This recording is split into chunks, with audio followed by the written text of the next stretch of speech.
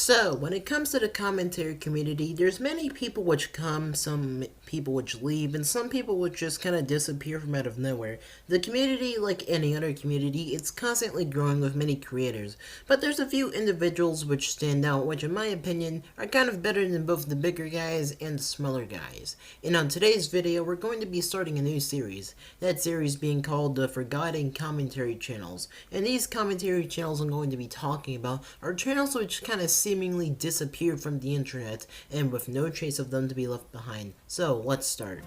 Now on today's first episode of the Forgotten Commentary Channels, we're going to be talking about someone by the name of Muggy. Now Muggy was a pretty different type of commentary channel because unlike many, he wasn't the type of guy to immediately talk about some internet cringe like the vegan teacher or something else, or he wasn't the type of guy to really talk about drama. Instead, he would talk about a lot of obscure topics, rather or about ASMR or hell, even the music industry and stuff like that. The guy managed to give a pretty unique perspective on things that a lot of the time had a pretty good perspective on things, as I said earlier. And yes, he did talk about internet drama or some internet cringe from time to time, but it wasn't so common to the point where you could say that he was definitely someone that was like, I don't know, the next Leafy or like your typical commentary channel. The guy's editing was minimal and his gameplay was just, kind of so-so, but when it came to him and his overall personality and his content, I feel like it was pretty good and straight to the point for the most part. And I feel like if you go back to his videos nowadays, you can see the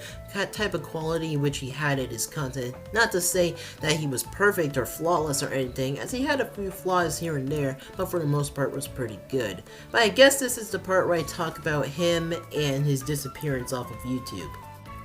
Now when it comes to Muggy and his upload schedule, his last video was on K-pop stans, with him pretty much just discussing the culture of it and talking about why it's just pretty toxic in general. And of course, that was just the last video on his channel. His last appearance on YouTube probably had to be when he collabed with another commentary channel by the name of Aiden Projects, or just Aiden nowadays. And after that, he's just been gone ever since. Now of course, it's been up to question about where he's been.